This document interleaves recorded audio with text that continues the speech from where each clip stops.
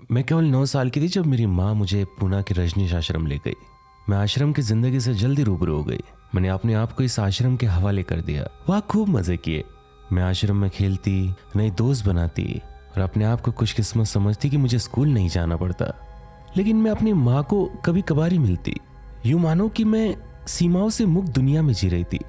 लेकिन जब 1981 में भगवान रजनीश यानी ओशो अपना आश्रम इंडिया से अमेरिका लेकर गए, इस नए आश्रम में 12 साल की उम्र में वयस्क सन्यासियों ने मेरा यौन शोषण किया।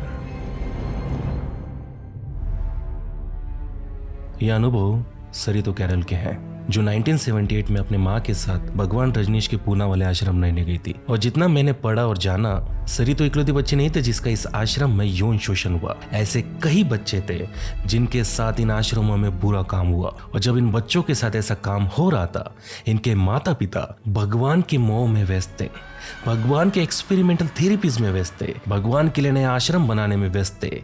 इतने व्यस्त कि एक सिस्टम के थ्रू छोटे छोटे बच्चों को अपने माँ बाप से दूर किया गया, उनका स्टेरिलाइजेशन किया गया। और इस सिस्टम के थ्रू कई अडल्ट्स ने नाबालिग बच्चों का यौन शोषण किया। और इनके माँ बाप को इस तरीके से मूर्ख बनाया गया था कि उन्हें ये सारी चीजें नॉर्मल लगती थी। और आज मैं आपको वही कहानी बताने आया हूँ। This video is sponsored by textbook. आज स्टूडेंट्स यूपीएससी, एसएससी और बैंकिंग जैसे गवर्नमेंट एग्जाम्स के लिए लाखों रुपए खर्च कर देते हैं और इन लाखों रुपए का एक हिस्सा टेस्ट सीरीज के लिए जाता है। ऐसे में फाइनेंशियली वीक स्टूडेंट्स की प्रिपरेशन कई बार कॉम्प्रोमाइज हो जाती है, सिर्फ इसीलिए क्योंकि उन्हें अच्छे मॉक टेस्ट नहीं मिल पाते। और इसी का सोल्यूशन लेके आया है टेक्स्टबुक। या आप मिनिमम प्राइस में मैक्सिमम एग्जाम्स की प्रिपरेशन कर सकते हो with thousands of mock test. काफी स्टूडेंट्स ने टेक्स्टबुक का मॉक टेस्ट प्रैक्टिस करके डिफरेंट एग्जाम में टॉप रैंक्स हासिल किया है, इवन ऑल इंडिया रैंक 1 तक। और इंटरेस्टिंग बात यह है कि इनके मॉक टेस्ट के क्वेश्चंस कई बार एक्चुअल एग्जाम्स में भी देखने को मिलते हैं। और अगर आप भी गवर्नमेंट एग्जाम की तैयारी कर रहे हो तो टेक्स्टबुक आपके लिए एक अफोर्डेबल एंड स्ट्रॉन्ग ऑप्शन हो सकता है। आप टेक्स्टबुक का प्रो पास सिर्फ 349 रुपीज में खरीद सकते हो। और अगर आप मेरा कूपन कोड कामदेव यूज करते हो तो आपको 12% एक्स्ट्रा डिस्काउंट मिलेगा, जिसके बाद केवल आपको 307 रुपए भरने होंगे। Join textbook today, link is in the description. Let's get back to video.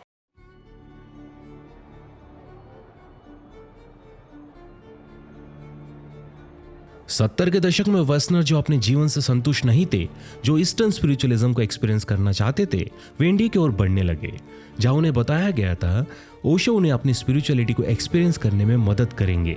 क्योंकि आज तक किसी भी ईस्टर्न गुरु ने सेक्स और स्पिरिचुअलिटी के बारे में एक व्याख्या में बात नहीं की थी। और ओशो सेक्स को समाधि की ओर जाने का रास्ता मानते थे। जैसे भगवान रजनीश कहते थे, आज तक मैं नींद में था और आज मैं जाग चुका हूँ।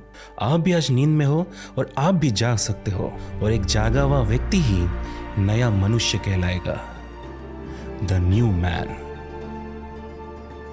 रजनीश जी से प्रभावित होकर कई वेस्टर्नर्स इंडिया आए और कई भगवान के सन्यासी बन गए। भगवान इसे नियो सन्यास कहते थे, जहाँ सन्यासियों को अपना भूतकाल भूलने की सलाह दी जाती थी और उनका नाम तक बदल दिया जाता था। There are multiple reasons why people are attracted to Rajneesh. I met many people who were going through their midlife crisis, who felt a disillusionment with their work. They sought a new ideal, a new sense of fulfillment. जहाँ एक तरफ लोग आश्रम में spirituality खोजने आए थे, वही दूसरी ओर कुछ आश्रम में इसलिए आए थे क्योंकि उन्हें बताया गया था कि आश्रम में ओपन सेक्स को प्रोत्साहित किया जाता है। भगवान रजनीश की सेक्रेटरी रह चुकी मां आनंद शीला अपने बुक में लिखती है कि भगवान रजनीश इन जनरल अपने सेक्सुअल पार्टनर्स को बदलने की सलाह देते थे। वो आगे कहती है कि इस आश्रम में इतना अनरेस्ट्रिक्टेड सेक्स किया जाता कि अब आश्रम में यौन रोग फैलने लगा था। However, even this is not the worst. इससे भयानक जो था वो था ओशो के एक्सपेरिमेंटल थेरेपीज।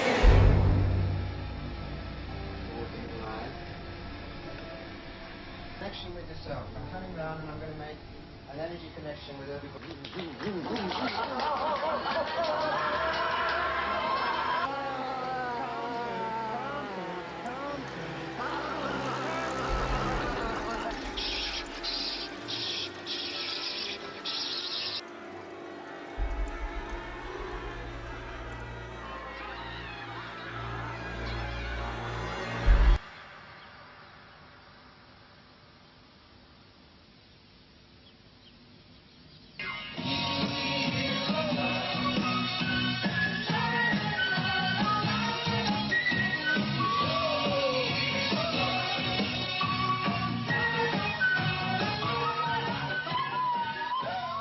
ये ओशो के अनकंट्रोल्ड एक्सपेरिमेंट्स थे। No, it doesn't happen that when he came to me, I just go like You can't do it, move. Samantha. You do it.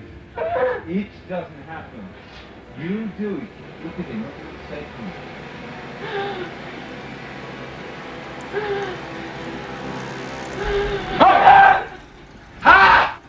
Psychotherapy के नाम पर इन साउंड प्रूफ कमरों में सैडिज्म प्रैक्टिस किया जा रहा था। Ob das mit der Stark ist? Osho के द्वारा अपॉइंट किए गए थेरेपी लीडर्स के अंडर एक्सपेरिमेंट्स किए जाते थे। वेस्टर्नर्स को अपने मन में भरे क्रोध को बाहर निकालने कहा जाता था और उस दौरान कई सन्यासी घायल भी हुआ करते थे।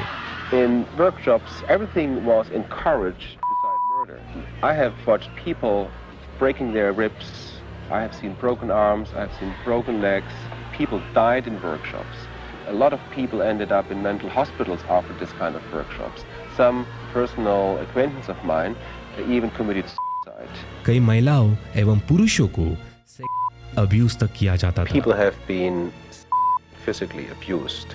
I have seen that a girl was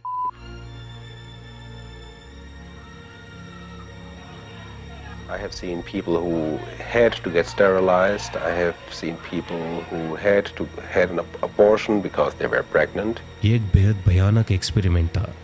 यहाँ सन्यासियों की मोरालिटी को तोड़ा जा रहा था ताकि वे क्या बुरा क्या अच्छा समझ नहीं पाए। What happened is these people would go through these groups in the name of releasing emotion to facilitate their growth, and they would be hooked by Rajneesh's belief system at their most vulnerable moment.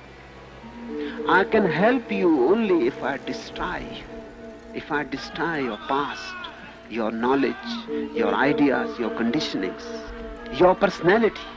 Only by destroying you, I can give you a new birth. His word is absolute. Potentially, this is very dangerous. Their morality is undermined. They will do as they're told to do. They no longer have their own individual conscience. सन्यासी अपनी व्यक्तिगत consciousness खोते जाते, वे वही करते जो उन्हें करने कहा जाता। I have seen people becoming apathetic, insane, committed suicide, people that I knew very closely. I have dealt with a number of people who have tried to come back to real life, but they could not. और जो सन्यासी इन lethal experiments एवं mental breakdown से बच जाते, वे एक trance state में चले जाते।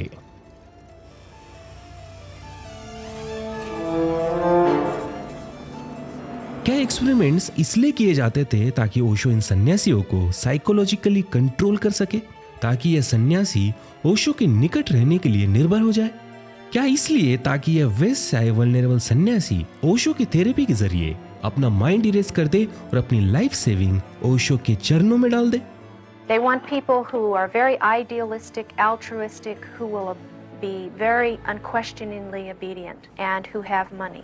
शीला कहती है ये थेरेपी ग्रुप्स बेहद महंगे थे। वैसे आइए कई सन्यासी इंडिया में कई सालों से बिना कमाई के रह रहे थे। वे अब बेहद गरीब हो चुके थे, लेकिन वे भगवान को नहीं छोड़ सकते थे, चाहे उसके लिए उन्हें भीख ही क्यों ना मांगना पड़े। कुछ सन्यासी तो एज अ सेक्स वर्कर काम करने लगे थे और बताए भगवान इन प्रोस्टिट्यूट्स को गिल्ट ना हो इसलिए अक्सर कहते थे प्रोस्टिट्यूशन की जिंदगी आपको आपकी आध्यात्मिक खोज में मदद कर सकती है। And why wouldn't he say that? देखा जाए तो डॉलर्स में आ रहे डोनेशंस, महंगे महंगे थेरेपीज ओशो के लिए तो थे और उनकी एक्सोर्बिटेंट लाइफस्टाइल उसका सबूत है। This doesn't stop here. सन्यासी बने रहे इसके लिए सन्यासियों को अपना पुराना नाम छोड़ देना होता था। उनकी ग्रुप आइडेंटिटी बनी रही इसीलिए उन्हें अपने पुराने मित्र और परिवार से नाता तोड़ देने कहा जाता था। सारे सन्यासी केवल लाल कपड़े पहनते थे, एक माला के साथ जिसमें ओशो की तस्वीर होती थी, और ओशो अपने इन फॉलोअर्स के लिए एक सन्यासी शहर बनाना चाहते थे, एक भव्य आश्रम, एक ऐसा आश्रम जहां ट्रेडिशनल रिलीजन एवं रीति रिवाजों के लिए कोई जगह नहीं हो। लेकिन इंडिया में कोई भी ओशो के इस आश्रम के लिए जगह नहीं देना चाहता था। प्रेस में, मीडिया में ओशो के आश्रम का नाम खराब था और वैसे भी गवर्नमेंट ने आश्रम का टैक्स एग्जाम स्टेटस छीन लिया था। गवर्नमेंट इस आश्रम को कोई एजुकेशनल इंस्टीट्यूशन या चैरिटी नहीं मानती थी। आश्रम ने इसके खिलाफ कोर्ट में केस भी डाली थी कि रजनीश फाउंडेशन को टैक्स की छूट मिलनी चाहिए, लेकिन इस केस के दौरान रजनीश फाउंडेशन पर टैक्सेस का बोझ बढ़ता जा रहा था। इट वॉज इन मिलियंस जो उन्होंने नहीं चुकाया और इसी कारण ओशो और उनके आश्रम पर गवर्नमेंट प्रेशर बनाती जा रही थी और इसी कारण भगवान रजनीश यूएसए चले गए। या यूएसए में उन्होंने अपना ड्रीम सन्यासी शहर बनाया और उनके सन्यासी उनके पीछे पीछे आन पड़े। लेकिन अगर पूर्व सन्यासियों की माने तो इस नए आश्रम में सन्यासियों की जिंदगी पुराने वाले आश्रम से कई गुना बदतर थी।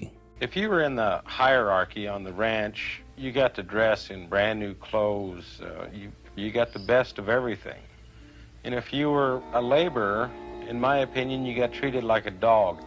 हायरार्की में ऊपर वाला कोई भी सन्यासी हायरार्की में नीचे वाले किसी भी सन्यासी के साथ संबंध बना सकता था। If you were in the higher group on the ranch and you wanted to have sex with somebody that was just a commoner on the ranch, a laborer, and they refused, they could get in trouble for that because it would be being negative. अगर कोई मना करता तो उसे ridicule किया जाता, उसे कहा जाता कि उसकी सोच नेगेटिव है और तो उसे आश्रम छोड़ देने की सलाह दी जाती। लेकिन ये सन्यासी भगवान से इस तरीके से जुड़ गए थे कि वे उन्हें नहीं छोड़ना चाहते और जो जाना चाहते उनके पास पैसे ही नहीं होते वहां से जाने के लिए, क्योंकि सारे के सारे पैसे तो आश्रम में डोनेट कर दिए और इनके पास कोई इनकम सोर्स भी नहीं होता। हालांकि आश्रम को अमीर सन्यासियों से डोनेशंस भी आते, like Hollywood people. How much money, John, do you think you've given Bhagwan? A few $100,000. Tassia? Also a few $100,000.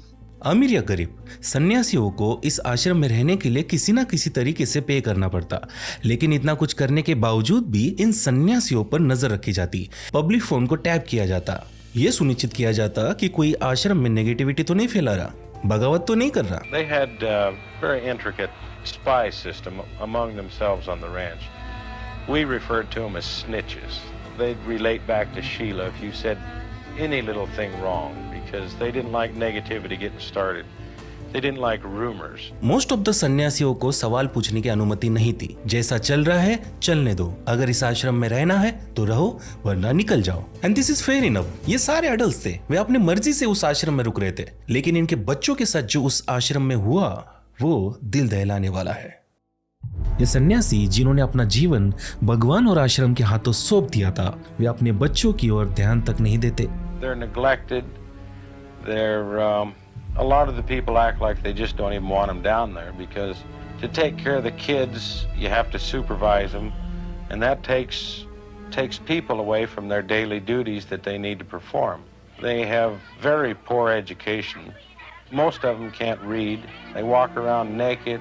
बचपन में आश्रम में रह चुकी एक लड़की अपने भयानक अनुभव के बारे में बताती है। Well, the kids would want to see their mom and dad, just to be with them as a family. The kids wouldn't even know where their parents were, and they'd have to go look for them, and it'd be weeks before they'd find them. And when they did, parents are usually too busy to talk to them. बच्चे आश्रम के लिए बोझ थे क्योंकि वे वयस्क सन्यासियों के काम में बाधा डालते। बच्चे आश्रम के लिए इतने अनवांटेड थे, आश्रम में प्रेग्नेंट महिलाओं को रहने की अनुमति नहीं थी। भगवान का साफ कहना था कि महिलाएं प्रेग्नेंट ना हो, और उन्होंने अबॉर्शन और स्टेरिलाइजेशन को प्रमोट भी किया था। संभोग भगवान रजनीश के टीचिंग्स का मुख्य हिस्सा रहा है। आश्रम में ओपन सेक्स, मल्टीपल पार्टनर्स के साथ सेक्स, इवन ऑर्जीज कॉमन थी। इवन दो इस आश्रम में यौन रोग कॉमन हो चुका था, बट स्टिल अडल्ट्स अपनी मर्जी से कुछ भी करे, इट्स फेयर। लेकिन ये वयस्क छोटे छोटे बच्चों तक को नहीं छोड़ते थे, क्योंकि भगवान के लिए ये सब कुछ नॉर्मल था। उन्होंने एक डिस्कोर्स में कहा था कि माँ बाप को अपने बच्चों के सामने संबंध बनाना चाहिए। It's good for the kids. Because one of Rajneesh's main teachings was don't have taboo on sexuality. Sexuality is natural. Go with your energy. Even with children. Yes. और इन टीचिंग्स के कारण इस आश्रम में लिटरली 10-12 साल के बच्चों का यौन शोषण किया गया। सरी तो केवल 12 साल की थी जब उसका आश्रम के एक वयस्क 29 साल के मिला रेपर नाम के म्यूजिशियन ने बलात्कार किया। सरितो को उस वक्त ऐसा महसूस करवाया गया कि वो स्पेशल है, उसे ट्रू लव मिला है। Again, I thought I was special because I was the only teen amongst all the women he was sleeping with. So it was a sense like I was a special, but then it turned out he was sleeping with my peers. और धीरे धीरे सरी तो आश्रम के इस भयानक system का हिस्सा बन गई, और जब तक वो वहां से बाहर निकलती उसके साथ कई वयस्कों ने बुरा काम किया। एक अन्य कल्ट सर्वाइवर प्रेम सरगम के साथ भी ये बुरा काम 12 साल की उम्र से शुरू हुआ। वो कहती है नाबालिग उम्र में 50 के आसपास अडल्ट्स ने उसका यौन शोषण किया। सरी तो कहती है आश्रम के 80% बच्चों के साथ वहाँ बुरा काम होता। जब तक ये बच्चियां 16 साल की होती उनके साथ 70 से 150 वयस्क बुरा काम कर चुके होते थे। Some of my peers have said that they're before the age of 16 they had been with 150 adult men. Oh my God. आश्रम में इन नाबालिग बच्चों के साथ जो ये व्यवहार हो रहा था इसे नॉर्मल माना जाता था। इनके माँ बाप को पूछे बिना इन लड़कियों का स्टेरिलाइजेशन किया जाता था। इनके अंदर डायफ्राम फिट किया जाता था ताकि ये लड़कियां प्रेग्नेंट ना हो। Some of the girls that were in between 13 and 15 years old, Sheila would ask them if they would please be sterilized because they were more acceptable to sex. A lot of the girls would be called in from work to be fit for a diaphragm. And like Kiana's 10 years old, she had one. Sanal, who's 13, had one. In particular, was a girl that was 13 years old. She had slept with guys. One was 45, one was 32. And one of the guys said she wasn't bad for a little kid, you know. She wasn't bad for a little kid. She wasn't bad for a little kid. She wasn't bad for a little kid. और अगर आप सोचोगे कि इनके बच्चों के साथ ऐसा बुरा काम हो रहा है तो इनके माँ बाप क्या कर रहे थे, तो इसका जवाब सरी तो देती है। And I kept wondering, where was your mom in all of this? Well, she was in the commune, also indoctrinated. A lot of the parents were indoctrinated by the same philosophy, like, oh, it's not that big a deal, or let the kids have their freedom. इन बच्चों के माँ बाप को इस तरीके से brain wash किया गया था कि उन्हें लगता था जो उनके बच्चों के साथ हो रहा है that is normal, it is freedom. Really? सरितो कैरल आज भी उस ट्रॉमा से बाहर नहीं निकल पाई है और उसके जैसे कई सारे सर्वाइवर्स आज भी उससे जूझ रहे हैं। सोचकर भी दिल बैठ जाता है कि उन बच्चों के साथ क्या क्या हुआ होगा उस आश्रम में। That's it for today. अगर आप सरितो कैरल की बुक खरीदना चाहते हो और उसे पढ़ना चाहते हो तो मैंने उसकी भी लिंक डिस्क्रिप्शन में दे दी है। एंड वन मोर थिंग, आप में से कई सारे लोग मेरे वीडियोस देखते हैं लेकिन सब्सक्राइब नहीं करते। Please subscribe, share this video. Bye.